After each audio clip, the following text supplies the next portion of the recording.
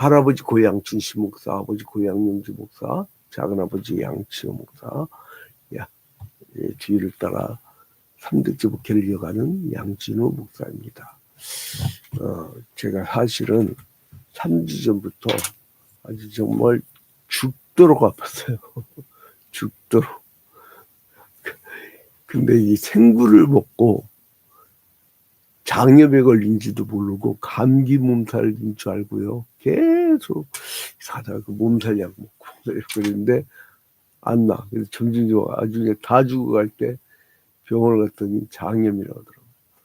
그래서 이제 그걸 또 너무 늦게 치료 시작해가지고 근데 그동안 막 키웠던 이 근육들이 쫙 빠지는데요. 한 5kg 빠져버렸어요. 근육 다 빠져버렸어요. 이게 무섭대. 그러니까 눈에 보이지 않는 자그마한 바이러스가 이 사람을 바꾸는 거예요. 근데 왜 성도들은 왜 눈치 못 채냐? 지는 아파 죽어도요. 설교할 때 사명은 설교할 때 사명을 감당해야 돼. 응? 교회 가서 달달달달달 오한 때문에 달달달 떨고 있어도 그거를 표시를 붙네. 그러니까 이제 남들 위해서는 기도하는데 안식기도 해주는데 예를 들어서 안식기도 하는 사람이 지가 아파 죽겠다고 하면 안식기도 받겠어요. 그러니까 이제 이게 리더의 삶이 그런 것 같아. 오늘 베드로전서 5장이 바로 그 리더의 삶을 말하는 거예요. 이 베드로 사도의 그 환경을 보면요, 엄청난 고난이 있었던 시대예요. 이 사람은 참 어떻게 보면 불쌍한 사람이에요. 근데 이제 그 교회를 돌봐야 될 지도자들은 그런 어떤 어려움과 그 고난이 있더라도 그걸 이겨내라는 거예요. 그래서 이건 고린도전서 5장은 누굴 대상으로 한 거냐? 교회 리더들이에요. 교회 리더들. 네? 교회 지도자들. 교회 지도자들을 위해서 보낸 그 서시다 이렇게 생각하시면 돼요.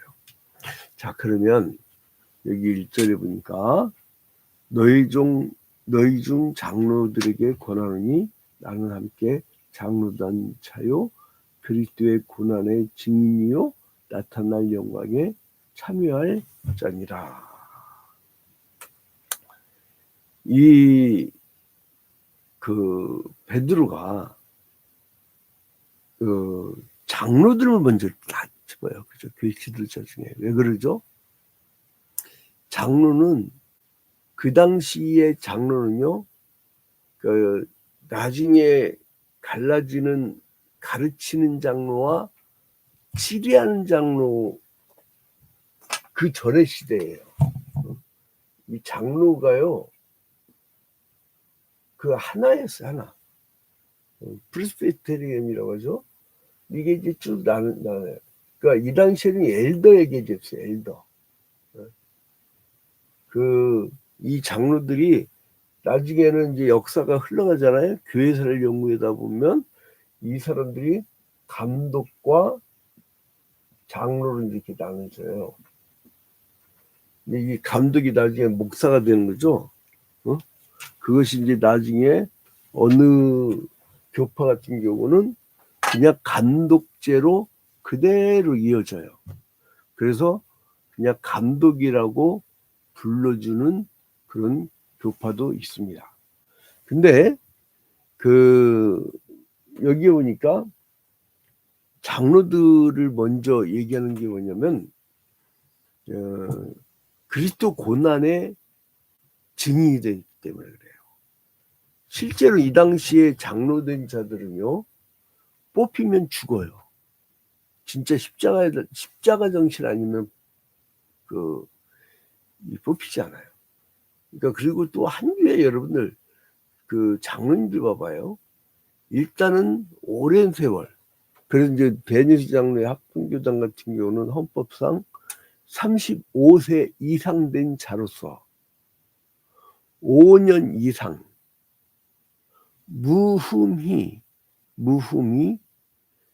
경과하고 교인들의 존경을 받고 당회의 추천을 받아 교인들의 3분의 2 이상의 투표로 된 자가 장로예요. 그래서 이제 그걸 로컬 처치의 장로의 개념인데, 그러니까 그거를 이제 누가 이제 예를 들어서 어떻게 주일날 안 보이네요. 그런데 목사님 죄송해요. 바쁜 일 있어갖고요. 이건 땡. 다시 시작해야 돼, 5년.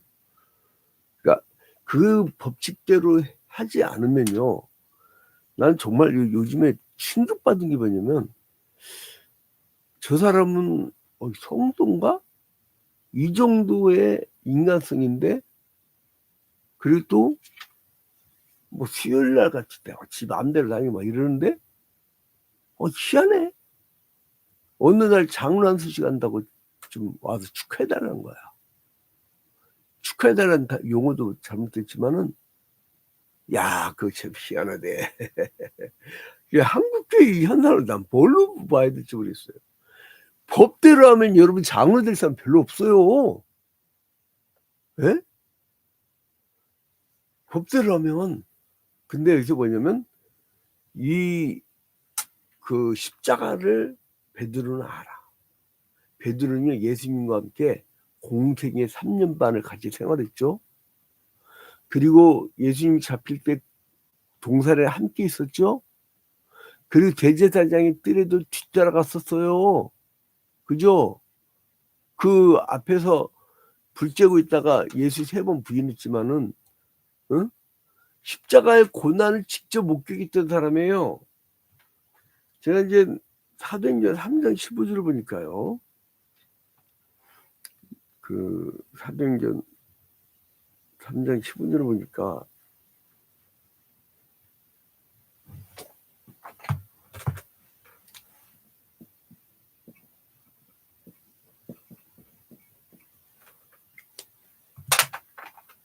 자, 이제 사도행전 3장 15절을 보니까,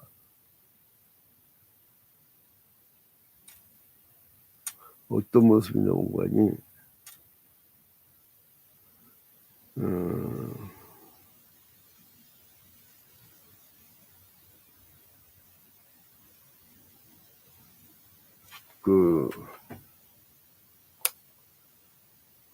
이제 14절부터 보면, 너희가 거룩하고 의로운 일을 거부하고 도리어 살인한 사람을 놓아주기를 구하여, 이스라엘 백성들 의미였죠. 생명의 주를 죽였도다. 그러나 하나님이 죽은 자 가운데서 그를 살리셨으니 우리가 이 일의 증인이라. 우리가 뭐예요? 증인이라고. 증인. 이 사람은 예수님의 부활까지도 봤던 증인이에요. 증인. 그래서 예수님이 베드로한테 갖고 3번 질문하잖아요. 네가 나를 사랑하냐? 네가 나를 사랑하냐? 네가 나를 사랑하냐? 왜 3번 질문했겠어요? 베드로가 십자가 달리 죽기 전에 3번 주님을 부인했잖아요. 그러니까 주님이 3번 다시 물어본 거예요. 근데 이제 그 복음 전파를 수많은 핍박을 당하고 또 지 동료 제자들이 막 순결당하는 그런 상황이에요. 자, 그래서 베드로는 자기가 장차 영광이 나타날 거에 또 거기에 참여자라까지 알아요. 그러니까 예수님과 함께 온갖 고난을 다 겪고 부활의 주님도 보고, 그리고 교회 리더도 되고 장로도 되고, 그리고 그 다음에 이제 자기가 죽으면 영광이 참여자가 된다는 확신이 있어요. 1절 잘 보세요. 여러분. 구구절절이 성경은요, 여러분이 성경을 읽으면 읽혀지질 않아요. 성경이 나를 읽어야지. 재밌는 게 있어요. 요즘 시대 문화가 문제가 뭐냐면요, 내가 교회를 택해. 그 참 복된 나라예요. 교회가 하도 많으니까. 내가 교회를 택해. 아니, 교회가 나를 택해야지. 네? 그러다 보니까 막 그냥 무슨 보험회사 그냥 경쟁하듯이 교인들 빼다가 교인 사라지면 어디로 갔나 하면은 이 큰 교회에서 부교육자들이 살살살살 한 막 1년간 꼬시는 거야. 영업사원처럼. 그러면 그 개척교회 목사들은 막 건물까지 별거 다 신경 써야 되거든. 자세히 돌보지 못할 때가 있어. 그럼 곳에 빼가는 거야. 이 대한민국 희한한 나라. 근데 나는 그것도 축복이라고 봐. 어디 이제 마귀 사탄이 빼가는 거 아니잖아. 근데 아무튼 이렇게 참 그러니까 교회를 택한다는 게 웃기잖아요. 교회가 나를 택해야지. 내가 또 설교를 택해. 막 봐가면서. 그것도 재밌잖아요. 옛날에는 목회자가 교인을 택했다고. 근데 교인이 목사를 택하는 시대가 됐어요. 근데 이게 점점 더 가면요. 죄다 다 교만해집니다. 이제 두고 보세요. 이제. 근데 이제 아무튼 그래서 한국교회는 문제가 뭐냐면 목사의 문제예요. 목사가 정신 차리고 목사가 교단 개혁을 하고 목사들이 그 옛날에는요 한 읍에 교회 하나만 인정했었던 시절이 있어요. 그게 이제 일제시대 때 지역별로 분할을 했죠. 그 이제 뭐 중부권은 감리교가 맞고 저쪽 함경도 쪽은 그 캐나장성교회가 맞고 그리고 이 평안도 쪽은 북장로교회가 맞고 막 이런 식으로 딱딱 영역이 구분됐다고. 그리고 옛날에 또 한 지역에서 지역 이름에 제1교회, 제2교회, 제3교회 이렇게 해갖고 질서 정연하게 했다고요. 근데 그 어느 날부터인가 막 상가 하나에 교회가 두세 개 함께 있고 나한테 제보가 왔어. 자기는 3층의 교회인데 2층에 있는 교회가 자기 교인들 빼간다고 막 그 개척교회끼리 싸우더라고. 작은 교회끼리 싸워. 막 그 덕이 되겠어요? 그냥 줘.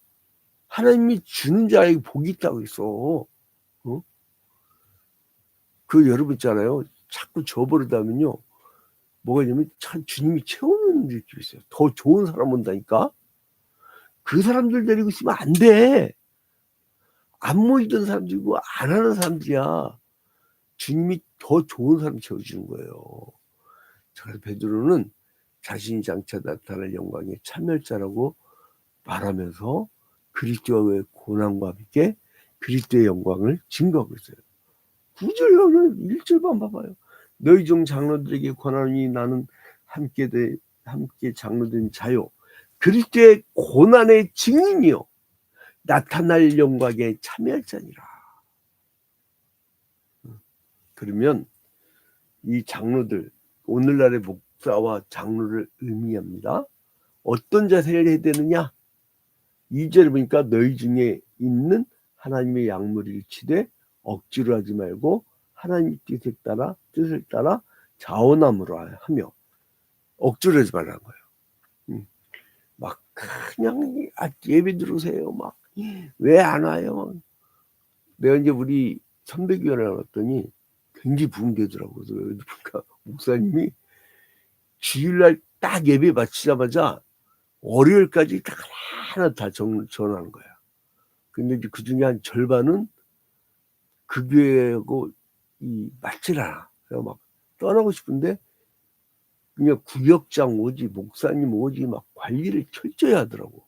야, 그래서 한국 교회 한 절반 이상은 북한의 5담당들식으로 관리돼서 억지로 다니지 않나 이렇게 추정을 한대. 통계를 안 내봤어요.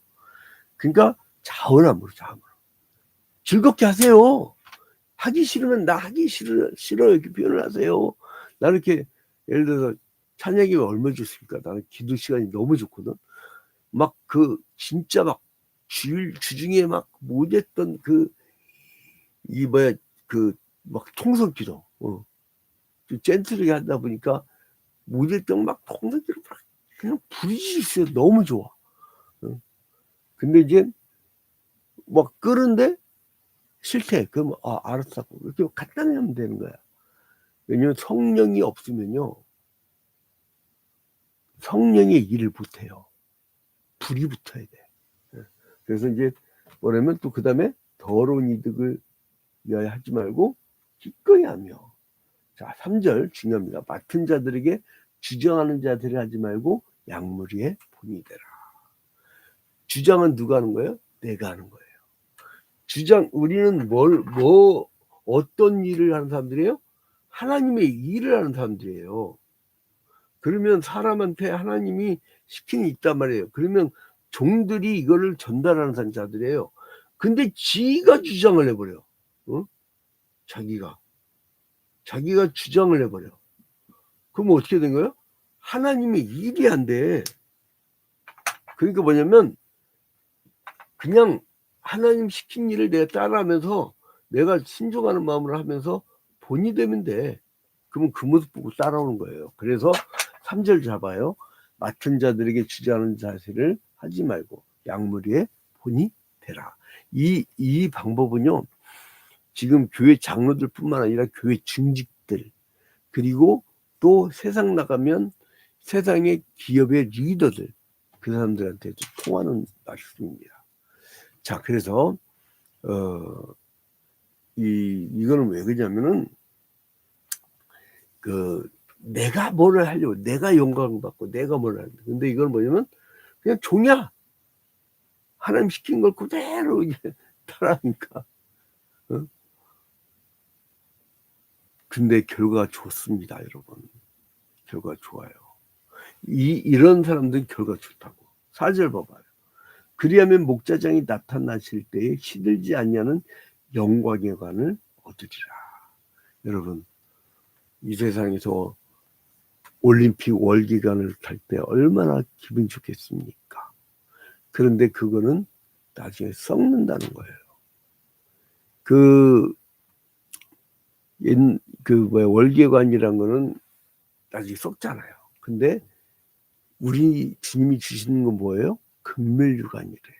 그게 하늘에 금이겠어요, 그게? 금물질이겠냐고. 그거 아니에요. 그냥 이 땅에서 썩지 않는 대표적인 물질 중에 금이 있으니까 그냥 상징적으로 표현한 것 뿐이지. 근데 아무튼 우리에게는요, 뭐가 있냐면 시들지 아니하는 영광의 관을 채우신대요. 그리고 이제는 나머지 이제 그 사람들에게 원한 게 있어요. 뭐냐면 겸손하라 이거예요. 5절에 겸손하라. 그리고 이제 겸손한 자들은 어떻게 하냐면 겸손하면 이제 6절에 하나님의 능하신 손이 아래에서 겸손하라. 능하신 손 아래에서 하나님 능하신 손 아래에서 겸손하라. 때가 되면 너희를 높이시라. 그러니까 하나님 손 아래에서 본이 되면 그냥 겸손한 거 아니에요. 그냥 띠빼라는 거 아니에요. 주저하는 자세를 하지 말고. 그러면 언젠가 되면요. 이렇게 열심히 했던 자들을 하나님이 이렇게 높이신다는 거예요. 여러분, 근데 우리가 자꾸 이 땅에 높이는 거를 자꾸 이거를 적용을 하려고 하는데 그건 인간 욕심이 들어간 설교야. 우리 선배 중에 하나는 법조인들에게 매주마다 그 기업 예배에 가는 선배가 있더라고요. 아주 뭐 유명한 분이에요. 근데 설교 내용을 들어보니까 사법개혁이 안 되는 이유가 있구나. 내가 갔으면 어떻게 할까요? 미가서 선지자가 얘기했듯이 판결을 굳게 하는 자들은 화가 있을 거라고 이렇게 말했죠. 그러니까 그런데 안 보내는 이유가 있어 다. 근데 아무튼간에 하나님의 능하신 손 아래에서 겸손하라. 때가 되면 높이신다는 거예요. 그러니까 내가 높아질 필요 없어요. 고난 당해요. 어려움 당해요. 괜찮아요. 그리고 어떻게 해요? 너희 염려를 다 주께 맡기라. 7절 이는 그가 너를 돌보심이라. 모든 열매를 다 지켜받기래요. 왜요? 하나님이 우리 사정을 다 아시니까. 머리털까지도 다 아시니까. 자, 그래서 성도들에게 이제 주님께서는 돌보시니까 너희 염려하지 말라라고 하고요. 그러면서 좀 굳세게 서 있어라. 왜냐하면 그 마귀가 가만히 안 있다는 거예요. 여러분, 여기에 하나님 나라를 이루고 있어요. 이게 이제 하나님 나라예요. 눈에 보이지 않아요. 하나님 나라. 하나님 나라. 근데 마귀가 가만 놔두겠냐고. 마귀가. 예? 8절. 근신하라 깨어라. 너희 대적 마귀가 우는 사자같이 두루다니며 삼킬 자를 찾나니 너희는 믿음을 굳건하게 하여 그를 대적하라. 이는 세상에 있는 너희 형제들도 동일한 고난을 당하는 줄을 알미라. 여러분, 이 마귀 사탄이요, 두루 삼킬 만한 자를 막 찾아다니는데요. 그러니까 막 그때는 어떻게 하냐면 마귀를 대적하라는 거예요. 이 악한 영의 그 역사가 얼마나 심합니까? 이 당시만 봐도요, 이 로마를 바벨론으로 그 빗대서 얘기할 정도로 타락한 통치자들의 전형이 나와요. 이때 이제 왜 바벨론이라고 했냐면 마치 에레미야 50장부터 51장까지 나왔던 그 사악한 왕국, 아주 타락한 통치자들의 전형이죠. 그런데 하나님께서 그 바벨론에 있는 교회를 붙잡고 계시다는 거예요. 또 특히나 거기에 있는 성도들을 붙잡고 계신다는 거예요. 그러니까 여러분, 얼마나 고난이 많았겠어요. 이때 예수만 믿으면 잡히면 죽어요. 로마 시대 때. 근데 거기다가 유대교인들이 와가지고 교리적으로 계속 핍박을 해요. 이거 참 예수 믿겠어요? 그리고 여러분 상상해보세요. 지금 이 베드로 시대 때는요, 그 교회를 우리가 지금 딱 십자가 서 있고 그런 걸로 생각하면 안 돼요. 도망 다니면서 피해 다니면서 예수를 멀리 전해요. 예수 전했는데 그 사람이 로마의 뿌락지야. 그러면 죽는 거야. 잡혀서 죽는 거야. 고문당해서 죽는 거야. 근데 그걸 피해가지고 또 주일날 모여. 그래서 이제 여기다 다 이거 표시하고 들어가죠. 익투스, 물고기 모양. 근데 이제 익투스 물고기 모양을 가지고 들어가다가 만약에 뿌락치가 들어왔어. 그러면 거의 다 죽는 거야. 그러다 보니까 동굴을 갖다 꼬매는 동굴 파는데요. 그것도 막 그냥 막 밀어. 그래서 로마 병정들이 잡으러 들어갔다가요, 지들이 막 길을 헤매고 죽는 거예요. 그러니까 교회란 게 이런 상황이었어요. 이런 고난이었다고. 그 이 초대교회 때의 그 고난 공동체, 소공동체가 중세 로마 가톨릭교회가 되면서 로마의 국교가 되면서 타락하기 시작한 거야. 그 교회의 그 최고 권세자가 황제보다 더 세야 되니까 이름을 뭘로 가냐면 교회 황제. 그래서 교황이라고 했어요. 그래서 서로 막 지금 권력 다툼하죠. 어떤 대부분 뭐 황제가 지배를 당했지. 그러니까 왜냐하면 이데올로기까지 지배하니까. 여러분, 이데올로기가 얼마나 무서운 줄 알아요? 아무리 똑똑한 사람도요, 이데올로기의 지배를 받아버리면요, 그 못된 지배를 받아버리면 마귀 사탄이요, 주술의 힘, 무속의 힘, 그 무당의 힘으로요, 딱 영적 세계를 장악하잖아요. 그 똑똑하고 그 바르고 그 정직하고 그렇게 좋았던 사람도요, 마귀의 도구가 되는 순간 지가 마귀 짓을 해버려. 그러니까요, 뭐 특검, 아이고 웃기지 마. 그 하수인들 잡아봐야 소용없다니까요. 그 본류, 그 이데올로기 심어놓은 그 본류, 그놈들 잡아야 돼.